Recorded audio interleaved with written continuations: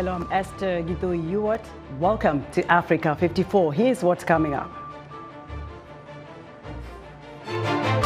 Palestinian supporters protest in cities across the world demanding a ceasefire in the Israel-Gaza war as the humanitarian crisis deepens. Observers raise concerns over Uganda's debt to China despite their contributions to infrastructural development. And in our entertainment report, Music Time in Africa host Heather Maxwell joins us live from the vibrant city of Nairobi, Kenya, with music and entertainment highlights.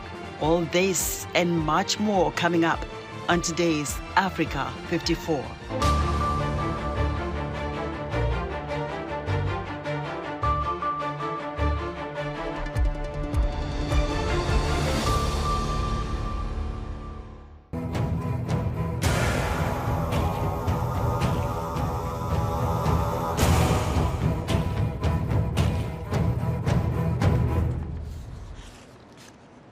Israeli Prime Minister Benjamin Netanyahu remains steadfast and is ruling out a temporary ceasefire in Gaza until hostages held by the Hamas militant group are released.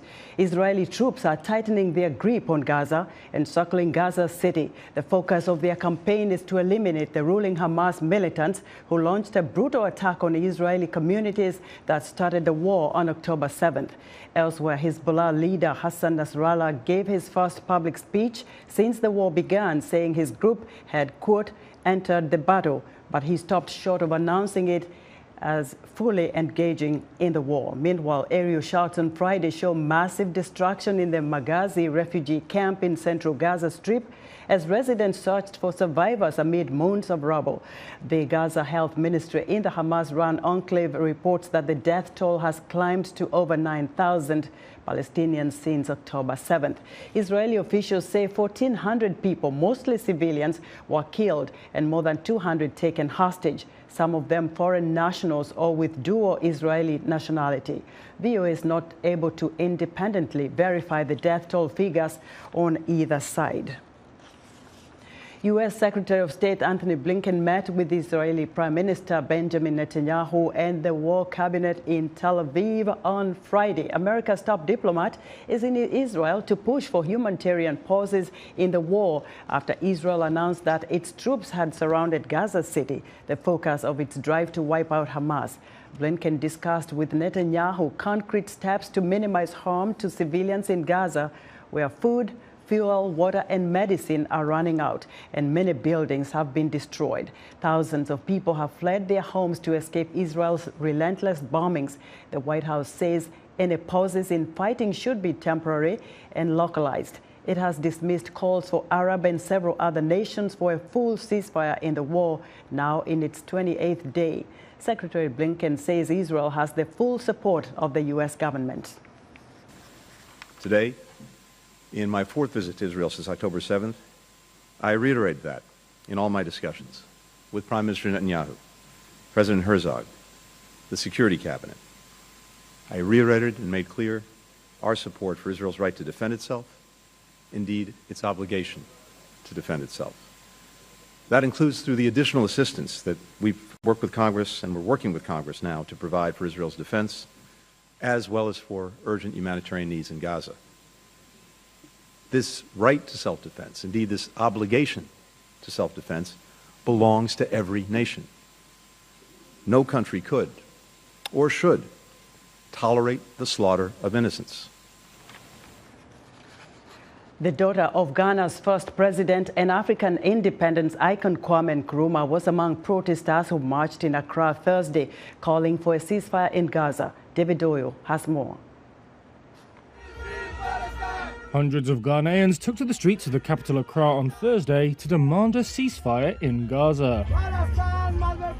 Protesters gathered at a main interchange named after the country's first president and independence icon, Kwame Nkrumah. And among them, his daughter, Samia. This must stop. We cannot sit back and see children being killed, women and children, innocent civilians, irrespective of where they come from, what their religion is, what their race is. The protest took place as violence focused on the Gaza Strip has been intensifying. That's after Hamas militants broke through the border into Israel on October 7th and went on a rampage. Israel says 1,400 people were killed, mostly civilians, and more than 200 taken hostage. Gaza health authorities say at least 9,601 people, more than a third of them children, have died in Israel's ensuing bombardment of the densely populated Palestinian enclave. We Ghanaians, we are not in support of killing babies and children, old people, and I don't know. Ghana's president, Nana Akufo-Addo, said earlier this week that while he recognized Israel's right to defend itself, the humanitarian consequences have to be considered. An international outcry at a deepening humanitarian crisis has been growing, with major protests seen in cities across the world. David Doe of Reuters filed that report. And now for more on the Israel-Hamas war, joining me live from Tel Aviv, Israel, is reporter Ricky Rosen. Ricky, bring us up to speed on the latest news. Well, the Israeli army announced that 24 soldiers have been killed since the start of the ground invasion 5 days ago, and that the army is continuing its search for tunnels in Gaza. Many of them were built around mosques and schools and hospitals. The army also produced a recording from a medical official in Gaza who revealed that Hamas is keeping millions of liters of fuel supplies under the major hospital of Shifa, which goes to prove the army's point that they should not be letting in fuel supplies. As we mentioned earlier, U.S. Secretary of State Antony Blinken spoke to Israeli Prime Minister Benjamin Netanyahu. Tell us, what were the key elements about their conversation? Antony Blinken requested that Netanyahu consider a temporary ceasefire for allowing humanitarian aid in, and Netanyahu denied that request, saying that there will be no ceasefire until the hostages are released, because he considers the Israeli hostages also a humanitarian crisis. They say that Blinken also brought up the issue of violence in the West Bank, in which West Bank Jewish settlers have been attacking and killing Palestinians in the West Bank, and urged the Netanyahu government to clamp down on them, even though several far-right members of Netanyahu's coalition support those settlers. But Blinken urged him, for the sake of public opinion in the U.S. and Europe, that they had to control the violent actions of the Jewish settler. Ricky, still some in Israel are calling for Prime Minister Benjamin Netanyahu to resign. How likely is this to happen? Well, Netanyahu said in a recent press conference that the only one who will be forced to resign is Hamas, that he's going to force them to resign to the dustbin of history. But there are, according to recent polls, 80% of Israelis think that he should accept responsibility for the failures that caused Hamas massacre on October 7th, as already many senior political officials and military officials have already accepted responsibility, and he still has not. And a recent poll also indicated that if elections were held, Netanyahu would only get 28% of the vote compared to 48% for his chief opponent. But most people still believe that he should be able to continue to lead the country during the war. Ricky, many thanks. Ricky Rosen reporting live for us from Tel Aviv, Israel.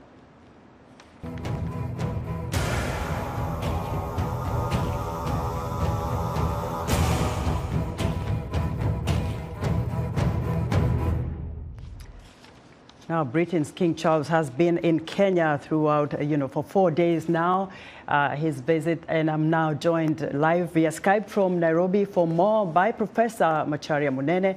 He's a professor of history at the United States International University in Nairobi. Professor Munene, Kenyans there had high expectations for reparations for the atrocities committed by the British colonialists. What did they get from the king?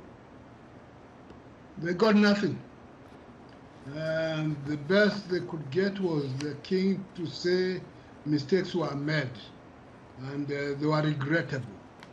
But as to what some people were expecting, an apology for the atrocities, for the evil of colonialism, that they did not get. And with refusal to admit that colonialism was evil and the atrocities committed in the name of colonialism were the responsibility of the British government. That one he did not go along with and was not willing to, because it implied liability. And to admit that colonialism was evil would then require an apology. And the British government was not willing to apologize for whatever they've done before. They can say it was regrettable, there were mistakes here and there, but the principle of colonialism, they are hesitant to say that it was evil, and therefore requiring the reparations or compensation. Right. So those who are expecting some apology were a bit naive and maybe expecting too much without really understanding whom they are dealing with. And the British government, the British entity, is not willing to apologize for the evil that it committed throughout the world. And so they were kind of disappointed, because all that the king did was to say, well, there were mistakes, end of the story, full stop. All right. So, Professor, then what's the king taking back to Britain from Kenya? Well, good feelings. He's going back and feeling very nice. At least he has gone through some emotional and sentimental process, because his mother became queen when she was watching animals in Nairobi, and which is a very emotional thing.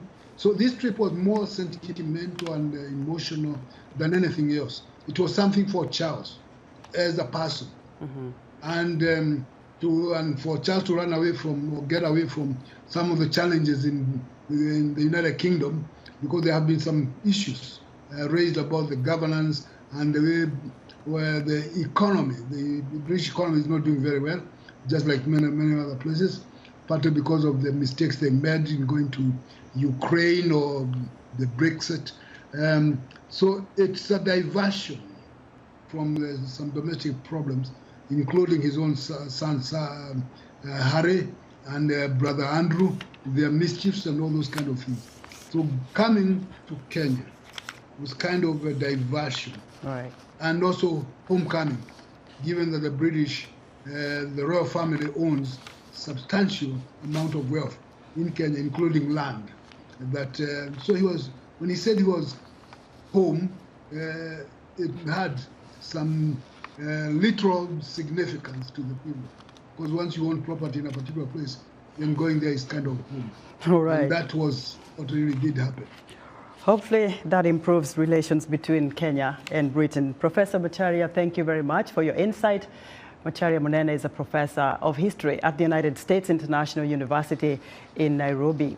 China's investments and loans have contributed significantly to Uganda's infrastructural development. However, some observers have raised concerns over the burden of China's loans to the East African nation. Fahad Sebagala has more from Kampala. Uganda, like a number of African countries, has turned to China for loans to develop its infrastructure. Unlike loans from the West, which usually have conditions such as good governance, respect for human rights and democracy, China's investments have no such restrictions.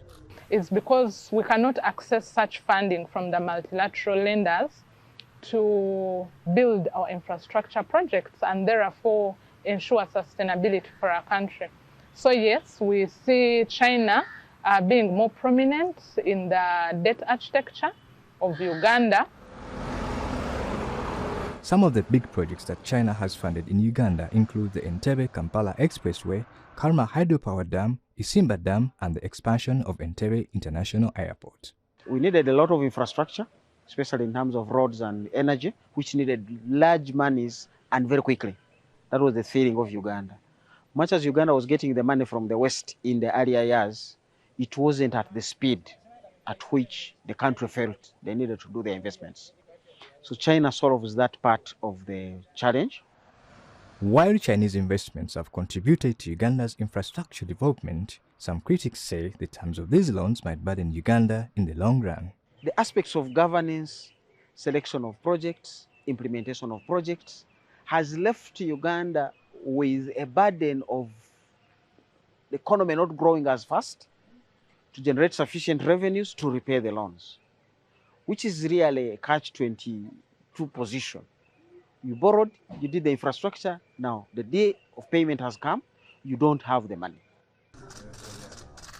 Uganda's public debt from China has been rising over the past years. It hit about $3 billion by 2020 and is expected to keep rising as traditional creditors such as the World Bank threaten to cut funding. And then we see instead the commercial and the bilateral loans are growing. For example, the bilateral loans, we now have 28%, but 70% of the 28% is held by China, yeah? And so that is where we see China's prominence in our debt, in our debt structures as a country. Like any other creditor, China asks for security for its loans. The collateral provided is rarely disclosed to the public, given that it may sometimes involve national assets such as airport and lakes. Now, it is normal business if you lend me and you say we shall use the oil money to pay back. Now, we must make sure the oil flows, because if it doesn't flow, then we have a problem. So there is that concern that we could have had a moral hazard issue on Chinese loans, lending more than they were sure we were not going to pay, clearly knowing when we fail to pay, the assets will be attached. Imported Chinese goods are to the loan issue. Chinese-made products are in most shops here in the central business district of Kampala. Most of them are cheaper than goods produced in Uganda, raising concerns in Kasita, a Uganda business support association. You find that a Chinese who is a manufacturer, he sends a brother in Uganda to open a wholesale shop and even retail. They have reached an extent of hawkering these products, moving from home to home. So you find that aggressiveness, which we are resisting as Kasita. As Chinese interests and influence in Uganda keep growing, some observers warn that Uganda is largely at a disadvantage in the long run. For VOA, I'm Fahad in Kampala, Uganda. The Phillips Collection here in Washington has an exhibition titled African Modernism in America, 1947 to 1967. The exhibit explores the relationships between contemporary African artists and American cultural institutions in the context of the intertwined histories of the Cold War, decolonization, and civil rights. The artworks also represent the diverse artistic practices that emerged in Africa from the 1940s through the 1960s. For more on the exhibit, I'm joined live by my colleague Jackson Bunganyi. Jackson, why is there so much focus on what happened from 1947 to 1967? Hello, Esther. Happy Friday. So we are here at the Phillips Collection Museum in Washington, D.C. to cover this African modernism in America, the period between 1947 to 1967, as you said. This exhibit explores the relationship between contemporary African artists and American cultural institutions and American artists in the context of many connected histories. Remember, with the Civil War, decolonization, the Civil Rights Movement. That period between 1947 and 1967, many African countries were going through what we would say a rapid transformation as they were fighting to gain independence, or many of them, or some of them were actually newly independent nations. And this exhibition consists of more than 70 paintings by 50 artists, some of who worked in the United States and in Africa during this very interesting period. Curators of this exhibit say that it's the first time in the United States to investigate African modernism. Again, this was a time when many African nations were freed from colonial rule, which allowed many of these artists to incorporate their traditional elements and their visual language to represent this new reality. Jackson, how long is the exhibition? So the exhibition goes up until early January, but let me take you inside a little bit so you can see some of the artwork here. It is organized into 4 sections, beginning from the art from Africa of our time, which shows some of the places and people who supported the display and promotion of modern African artists in the U.S. We can see here, this is Manyolo Estelle Betty, a painting known as Cattle People. Manyolo was a graduate of Makerere University in Kampala, Uganda. This is one of the artworks represented here in the exhibition. We have another one here, also from Uganda, by Buluma Mordecai Ochunga. Quite an interesting show of a period in Africa that was, again, many of the countries were emerging out of colonialism. The artists were finding a visual language to represent what was coming out of the continent at the time. Esther, back to you. Jackson, if you could tell me something in 10 seconds, what are the curators saying about this exhibition? Well, they're saying this is the first time that African modernism has been reflected in any museum in the U.S. So it's quite important. If you're watching this, please come check it out. It's still up until early January. So it's open to the public. I'm joining you after lunch. All right, Jackson Vunganyi, live for us from the Phillips Collection exhibition here in Washington, D.C. We're excited to hear what you think about Africa 54 and all our VOA Africa programs on our website at voaafrica.com. Still to come, Music Time in Africa host Heather Maxwell joins us live from the Kenyan capital. Stay with us.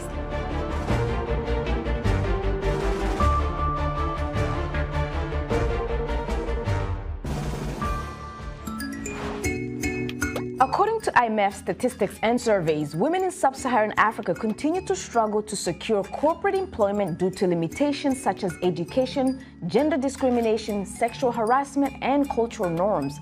This week on Our Voices, we discuss a woman's journey to securing gainful employment in the formal sector and challenges they face, as well as possible solutions. Join the conversation each week right here on Our Voices.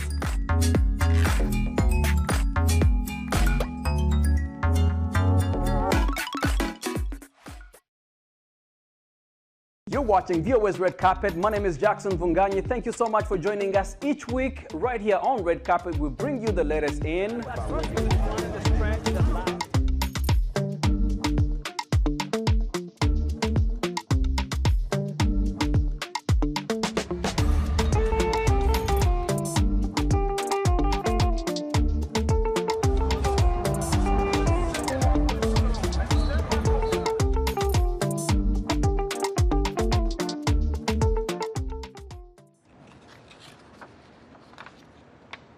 In other news, President Paul Kagame has announced that Rwanda will allow Africans to travel visa-free to the country, becoming the latest nation on the continent to announce such a measure aimed at boosting free movement of people and trade to rival Europe.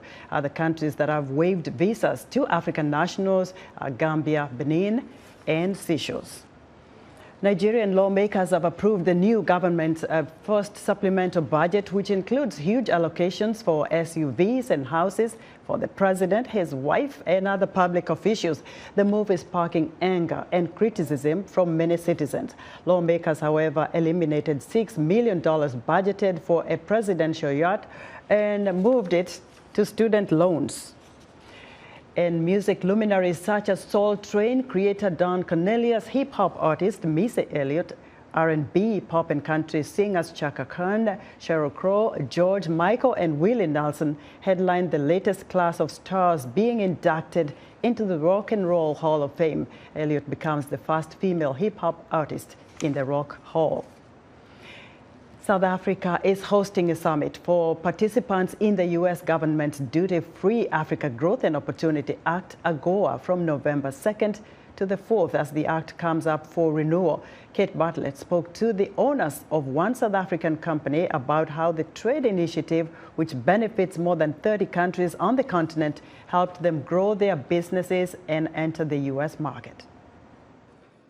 South African sisters Michelle and Mo Mokone started their brand, Mo's Crib, selling hand-woven homeware and decor at local weekend markets.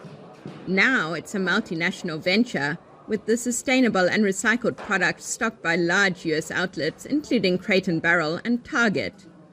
Co-founder Momo Kone says around 75% of their business comes from the United States. I think the first reason why I would think that Americans like us is because we're authentic. I think more than anything, we look like the people that make the product.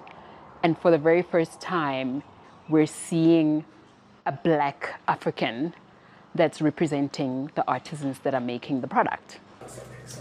Mo's sister and co-founder, Michelle McConey, says she thinks their popularity is also due to the fact that the company is green.